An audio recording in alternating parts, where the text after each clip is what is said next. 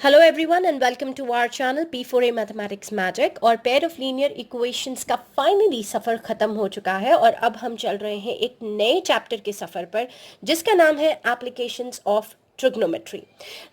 ये particular chapter जो है बहुत सारे बच्चों के लिए काफ़ी इंटरेस्टिंग है और उन्हें काफ़ी अच्छा भी लगता है and at the same time बहुत सारे ऐसे बच्चे हैं जो एप्लीकेशंस ऑफ ट्रिग्नोमेट्री का नाम सुन के ही कोसों मील दूर भाग जाते हैं।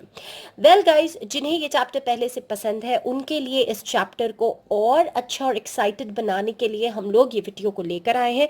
और जो इन चैप्टर से डरते हैं उन्हें अब डरने की ज़रूरत नहीं है, क्योंकि बहुत जल्द ही ये चैप्टर उनका भी फेवरेट हो जाने वाला है। तो चलिए फिर देखते हैं कि इस चैप्टर में ऐसा है क्या, ऐसे कौन से की इंग्रेडिएंट्स हैं जो इस वीडियो को मज़ेदार बनाएंगे। तो फटाफट से हम लोग शुरू करते हैं। आज का चैप्टर बेस्ड है आपके इंट्रोडक्शन पर, क्योंकि कोई भी प्रॉब्लम स्टार्ट करने से पहले उस चैप्टर का पहले आपको इंट्रोडक्शन समझना होगा। एक बार जब आपको उसके की पॉइंट्स पता चल जाएंगे, उसमें आपको कौन से फॉर्मूलों से डील करना है, कॉन्सेप्ट्स क्या है वो पता चल जाएंगे, तो प्रॉब्लम सॉल्व करना बाएं हाथ का खेल बन जाएगा। तो चलिए फटाफट से मैं आपको इसके की कॉन्सेप्ट्स एक्सप्लेन करती हूँ। की कॉन्सेप्ट्स का मतलब ये है कि जब भी हम लोग इस चैप्टर से रिलेटेड प्रॉब्लम्स को सॉल्व करेंगे तो हमारे पास ऐसे कई न्यू वर्ड्स आएंगे जिन वर्ड्स से आप लोग पहले से वाकिफ नहीं होंगे, पहले से आप वो वर्ड्स को नहीं जानते होंगे। तो इसलिए जब तक आप वो वर्ड्स का मीनिंग नहीं समझ लेते हैं, उन्हें कैसे अप्लाई किया जाता है नहीं समझ लेते हैं, आप प्रॉब्लम कैसे समझ पाएंगे। द फर्स्ट की concept over here is line of sight. इस नाम से तो समझ में आ जाता है कि हम किसी लाइन की बात कर रहे हैं। जी हाँ, रेखा, लाइन की बात कर रहे हैं। रेखा फिल्म एक्ट्रेस नहीं, ज्योमेट्री की लाइन की बात कर रहे हैं। और यहाँ पर साइट है। साइट का मतलब होता है आई, देखना, विजन। ओके, तो लाइन ऑफ साइट से पता चलता है कि if a person is looking at an object, then the imaginary line joining the object and the eye of the observer. तो यहाँ पर उसने क्या कहा है लाइन ऑफ साइट की डेफिनेशन में? उसने कहा कि अगर कोई इंसान is looking at an object, किसी ऑब्जेक्ट को देख रहा है, जैसे मैंने यहाँ पर हमारी इमेज में एक कोकोनट ट्री को यहाँ पर ड्रॉ किया है, और यहाँ पर आप देख सकते हो एक पर्सन है, यहाँ पर एक गर्ल है यहाँ पर जो इस ट्री को ऑब्जर्व कर रही है। Then the imaginary line joining, तो उसने यहाँ पर क्लियरली कह दिया है कि इमेजिनरी लाइन। तो जब आप किसी चीज़ को देखते हो गाइस, तो क्या आपके सामने कोई लाइन आ जाती है? नहीं, it is just to be imagined, right, जो कनेक्ट कर रही है। तो ये जो गर्ल की जो आंख है और ये जो टॉप ऑफ द ट्री है या टिप ऑफ द लीफ है, इन दोनों को जो ज्वाइन करने वाली आपको लिख रही है लाइन, वो है आपकी imaginary line, and it is called as the line of sight. So it is the line which is going to join the eye of the observer as well as the object. तो imaginary line joining the object and the eye of the observer. तो figure में आप लोग clearly देख सकते हो यहाँ पर कि लाइन ऑफ साइट क्या है। फिर हमारे पास नेक्स्ट डेफिनेशन आती है हॉरिजॉन्टल। अब भाई ये हॉरिजॉन्टल क्या है? जी हाँ, हॉरिजॉन्टल और वर्टिकल लाइंस के बारे में तो हम बचपन से जानते हैं। जो चीज़ खड़ी होती है वो वर्टिकल होती है और जो चीज़ इस तरीके से होती है वो हॉरिजॉन्टल होती है, राइट। तो हॉरिजॉन्टल यहाँ पे वही है गाइस, मगर यहाँ पे लिखा गया कि an imaginary line which is parallel to the earth surface. अब आप यहाँ पर देख सकते हो, मैंने यहाँ पर क्लियरली ग्राउंड बनाया है जिसके ऊपर कुछ वाइल्ड ग्रास ग्रीव हो चुकी है यहाँ पर। तो इस पर्टिकुलर लाइन को, जो पैरेलल लाइन आपको दिखाई दे रही है, ये दोनों लाइंस, तो ये तो आपका अर्थ सरफेस है जैसे मैंने फिगर में लिख दिया, और इसके जो पैरेलल ऊपर लाइन है वो आपकी हॉरिजॉन्टल कहलाई जाएगी। And it is passing through the point of observation, और यहाँ पर पॉइंट ऑफ ऑब्जर्वेशन आपकी आंख है, तो it is passing through this particular point of observation. फिर हम चलते हैं एंगल ऑफ एलिवेशन क्या है। गाइस, एप्लीकेशंस ऑफ ट्रिग्नोमेट्री के ये दो बहुत ही फेमस टर्म्स है, angle of elevation and angle of depression. या यूँ कह लीजिए कि पूरा चैप्टर बस इन्हीं दो के अतराफ घूमता है, क्योंकि जब ये नहीं होते हैं तो प्रॉब्लम का सोल्यूशन ही निकल नहीं पाता, क्योंकि उसका फिगर ही नहीं बन पाता है। तो एंगल ऑफ एलिवेशन क्या है और एंगल ऑफ डिप्रेशन क्या है? If the line of site, हमने पहले भी आपको बता दिया है कि लाइन ऑफ साइट क्या है। तो if the line of site is above the horizontal, और हमने ये भी बता दिया है कि हॉरिजॉन्टल क्या है। तो अगर आपकी लाइन ऑफ साइट इस हॉरिजॉन्टल के ऊपर आती है, then it is called as to form, it is set to form the angle of elevation. तो एंगल जो आपके हॉरिजॉन्टल और लाइन ऑफ साइट के बीच में बनेगा वो एंगल जो है एंगल ऑफ एलिवेशन कहलाएगा। कब? जब आपकी हॉरिजॉन्टल, क्लियरली यहाँ पे दिया हुआ है, जब आपकी लाइन ऑफ साइट जो है should be above the horizontal. तो आपका ये हॉरिजॉन्टल है और लाइन ऑफ साइट इसके ऊपर होनी चाहिए। उसी तरीके से आप यहाँ पर देख लीजिए, मैंने अगेन इसे डिपिक्ट किया है एक इमेज के साथ। यहाँ पर भी हम लोग एक ट्री को ऑब्जर्व कर रहे हैं और आप देख सकते हो ये मेरा हॉरिजॉन्टल लाइन ऑफ साइट है, तो मैंने लाइन ऑफ साइट ऊपर लिखा है और हॉरिजॉन्टल नीचे लिखी है, मतलब line of site is above the horizontal. फिर आता है angle of depression. Well guys, depression का मतलब, एलिवेशन का मतलब, ये दोनों ही इंग्लिश वर्ड्स है। एलिवेट होना मतलब जब हम ऊपर की तरफ देखते हैं, और डिप्रेशन का मतलब होता है जब हम लो हो जाते हैं या नीचे की तरफ देखते हैं। तो इसीलिए यहाँ पर जब भी हम किसी चीज को जो हमसे ऊंची है हम उसे ऑब्जर्व करने की कोशिश करते हैं तो हमेशा एंगल ऑफ एलिवेशन ही बनता है। और जो चीज हमसे छोटी है, फिर चाहे वो लिविंग थिंग हो या नॉन लिविंग थिंग हो, और हम उसे ऑब्जर्व करने की कोशिश करते हैं तो बनता है आपका उल्टा, विच is nothing but angle of depression. और इसका क्राइटेरिया दिया जाता है कि अगर आपकी हॉरिजॉन्टल ऊपर आ जाए और लाइन ऑफ साइट नीचे आ जाए। अब भाई लाइन ऑफ साइट तो नीचे तभी आएगी ना जब आप खुद नीचे देखोगे, जब आप ऊपर देखोगे तो लाइन ऑफ साइट आपकी ऊपर आ जाएगी। तो बस यही दोनों डिमार्केशंस है जो आप लोगों को याद रखना है। वेल गाइज, क्योंकि एप्लीकेशंस ऑफ ट्रिग्नोमेट्री में एंगल ऑफ एलिवेशन ऑफ और एंगल ऑफ डिप्रेशन आता है, यही रीजन है कि हमारे ट्रिग्नोमेट्री के कॉन्सेप्ट्स इंजीनियरिंग की फील्ड में अप्लाई होते हैं, एस्ट्रोनॉमी के फील्ड में अप्लाई होते हैं। जैसे कि हम लोग फाइंड आउट कर सकते हैं ट्रिग्नोमेट्रिक रेशियोज वगैरह लगा के कि what could be the distance of moon from earth, different planets का डिस्टेंस हम लोग फाइंड आउट कर सकते हैं। वैसे ही जब बिल्डिंग्स कंस्ट्रक्ट होती हैं, डैम्स कंस्ट्रक्ट होते हैं, हाईवेज, रोड्स वगैरह कंस्ट्रक्ट होते हैं, उस टाइम पे भी हमें ट्रिग्नोमेट्री को ही अप्लाई करना पड़ता है। तो वेल, ये तो हो गए हैं आपके कुछ की कॉन्सेप्ट्स, और सभी क्वेश्चंस इन्हीं पर डिपेंड होंगे, तो आपको ये अच्छी तरीके से समझ लेना है। अब हम चलते हैं थोड़ी आगे हट के इनकी कॉन्सेप्ट से, जो चीज़ें हमारे प्रॉब्लम्स में अप्लाई होंगे। तो गाइज, यहाँ पे आप लोग दो फिगर्स देख सकते हो और ये दो फाइनल फिगर्स हैं, और ऐसे ही फिगर्स आपको प्रॉब्लम्स में आते हैं जब आप सॉल्व करोगे। तो आपके पास एंगल ऑफ एलिवेशन का फिगर कुछ ऐसे दिखाई देगा, जिसमें मैंने बेस एंगल यहाँ पर थीटा दिया हुआ है और हम लोग ऊपर की तरफ चीज को ऑब्जर्व कर रहे हैं, देख रहे हैं। यहाँ पर जब आप एंगल ऑफ डिप्रेशन की बात करते हो तो हम ऊपर से नीचे की तरफ किसी चीज को देख रहे हैं। Is that clear? तो हम लोग यहाँ पर ऊपर है और ऊपर से हम लोग नीचे की तरफ किसी चीज को देख रहे हैं। तो पीछे हमने डेफिनेशन में ऑलरेडी बता दिया है कि हॉरिजॉन्टल जो है वो ऊपर हो जाती है। आपके रेफरेंस के लिए मैं यहाँ पर क्लियरली लिख देती हूँ कि जो हॉरिजॉन्टल है गाइस वो ऊपर हो जाने वाली है। ओके, एंड जो आपकी लाइन ऑफ साइट है वो प्रेफरेबली नीचे हो जाती है इस केस में। ओके, तो इसीलिए डिप्रेशन का एंगल यहाँ पर बनता है, मगर ऑल्टरनेट इंटीरियर एंगल्स का कॉन्सेप्ट लेके हम लोग एक बार फिर थीटा को नीचे ही ले लेते हैं। वेल, जब आप ये वाला फिगर कंसिडर करते हो तो ये हो जाएगी आपकी लाइन ऑफ साइट, और आपका जो हॉरिजॉन्टल होने वाला है भैया वो ये हो जाएगा। तो वेल गाइस, ये अगेन एक ब्रीफ आप लोगों को ब्रीफिंग दी गई थी कि एंगल ऑफ एलिवेशन और एंगल ऑफ डिप्रेशन के फिगर्स आपको कैसे ड्रॉ करना है। अब हम चलते हैं अपने मैथमेटिकल कैलकुलेशंस की तरफ। हमें प्रॉब्लम सॉल्व करते हुए हमारे फिगर्स मिल जाएंगे, हमें कैसे प्लॉट करना है वो सब मिल जाएगा। फिर आता है कि हम इसे सॉल्व कैसे करेंगे। तो हमें सॉल्व करना है यूजिंग ट्रिग्नोमेट्रिक रेशियोज। आप लोग स्क्रीन पे देख सकते हो, मैंने लिखा हुआ है यहाँ पे sine, cos as well as tan और कोसिकेंट, सीकेंट एंड कॉट ए।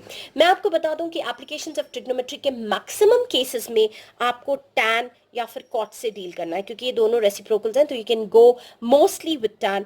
बहुत रेयर केसेस होते हैं जिसमें आपको साइन और कॉस अप्लाई करना होता है। वेल, जैसे जैसे हम लोग प्रॉब्लम सॉल्व करेंगे ये बात भी आपको क्रिस्टल क्लियर हो जाएगी। तो फटाफट से देखते हैं रिलेशंस क्या है। तो सबसे पहले आपके पास है sine A. Sine A is nothing but opposite divided by hypotenuse. तो मैं बता दूं कि ऑपोजिट जो है, जो एंगल थीटा यहाँ पर है, तो उसके सामने वाली साइड, एकदम जो सामने होती है वो ऑपोजिट होती है। इसे जो है ऑपोजिट भी कहा जाता है फ्रेंड्स, और इसे परपेंडिकुलर के नाम से भी कुछ बुक्स में दिया जाता है। तो एनसीईआरटी एक्चुअली यूजेस परपेंडिकुलर। तो आपके थीटा के एकदम जो सामने होता है, ये जो एल बना रहा है 90 degree, it is called perpendicular या फिर ऑपोजिट। और हाइपोटेन्यूज जो होता है वो तो आपकी ये ढलान वाली साइड होती है, ये जो स्लोपिंग साइड होती है ये आपकी हाइपोटेन्यूज होती है। तो ऑपोजिट बाय हाइपोटेन्यूज अगर आप लेते हो तो आप फिगर में देख सकते हो BC डिवाइडेड बाय AC, जो हमने यहाँ पर लिख दिया है। फिर कॉसेक का मतलब मतलब होता है एडजेसेंट बाय हाइपोटेन्यूज। तो मैं आपको बता दूं कि एडजेसेंट का एक और नाम है विच is nothing but your base. और आप देख सकते हो थीटा का बेस जो है, जो एडजेसेंट साइड है, जो लगी हुई है, वो ये साइड है बी ए। तो हमने एडजेसेंट बाय हाइप लिखा है तो it is nothing but B A या A B divided by A C. फिर हम चलेंगे हमारे टैन की तरफ। तो आप लोग देख सकते हो ये टैन क्या है, tan is opposite by adjacent, या यूं कह लीजिए परपेंडिकुलर बाय बेस। तो आपका परपेंडिकुलर हो चुका है बी सी और आपका बेस हो चुका है ए बी। तो इस तरीके से हमारे पास 3 ट्रिग्नोमेट्रिक रेशियोज निकल गए हैं। अब आगे के रेशियोज के लिए क्या करना है, सिर्फ हमें उल्टा कर देना है आगे के रेशियोज के लिए। तो आप देख सकते हो साइन ए का रेसिप्रोकल होता है कोसेकेंट ए, और मुझे यहाँ पर जो आंसर मिला था मैंने सिर्फ उसे कर दिया है उल्टा। और वैसे ही कॉस का उल्टा है सीकेंट और टैन का उल्टा है कॉट। अब चलते हैं आज के वीडियो के एंड की तरफ और सबसे इंटरेस्टिंग चीज की तरफ, वो है आपकी टेबल ट्रिक। गाइस, बहुत सारे ट्रिक्स आपको मिलेंगे ट्रिग्नोमेट्री के टेबल को याद रखने के लिए, मगर आज जो मैं ट्रिक आपके साथ शेयर कर रही हूँ वो आपके लिए बहुत इजी भी होगी और बहुत हेल्पफुल भी होगी। और उस ट्रिक में सिर्फ और सिर्फ आपको फर्स्ट रेशो यानी कि साइन पता करना है, और बस साइन पता करने के बाद पूरा का पूरा खेल आपके हाथ में आ जाएगा। तो चलिए देखते हैं हमें पैसे इस ट्रिक के लिए क्या अप्लाई करना पड़ेगा। तो फर्स्ट एंड फॉरमोस्ट यहाँ पर मेरे पास रूल है लेफ्ट हैंड। तो आप अपना लेफ्ट हैंड ले लीजिए, जैसे मैंने यहाँ पर कंसिडर किया है, आप लोग देख सकते हो left hand.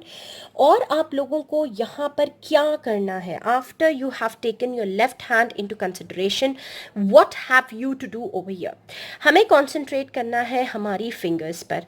And trust me, आपको जैसे प्रैक्टिस होगी आपको ये सब चीज़ें करने की भी ज़रूरत नहीं पड़ेगी, क्योंकि एक साइन के वैल्यूज़ याद होते ही आप लोगों को सारे वैल्यूज़ निकल कर आ जाएंगे। तो हम नहीं चाहते हैं कि आप किसी भी वैल्यू को रटो, इसलिए हम लोगों ने इसे इंटरेस्टिंग बनाया है। तो लेफ्ट हैंड पे आप देख सकते हो मैंने थंब से शुरू किया है। मैं आप लोगों को कंफ्यूज नहीं करूंगी, thumb, index finger, middle finger, little finger, pinky finger, कुछ भी नहीं करना है आपको, सिर्फ थंब से स्टार्ट करना है 0 और फिर आगे बढ़ना है 30, फिर 45, 60 एज वेल एज योर 90 पे आके रुक जाना है। अब हमारे पास है काउंट टू द लेफ्ट। अब करना क्या है, पहली वैल्यू अगर आप देख सकते हो टेबल में is nothing but your 0 degree guys. तो हमारे थंब पर 0 है और 0 के लेफ्ट में आपको देखना है। तो let me show you the direction, आपको लेफ्ट में देखना है। तो थंब के लेफ्ट में कोई फिंगर नहीं है गाइस। यहाँ पे ऋतिक रोशन की बात तो हो नहीं रही है कि आपको एक और ट्विन थंब आ जाए। वेल, जोक्स अपार्ट, यहाँ पर 0 डिग्री के इस तरफ कुछ भी नहीं है, तो मतलब the value is gonna be your 0। तो हमने यहाँ पर फॉर्मूला लिखा है काउंट टू द लेफ्ट।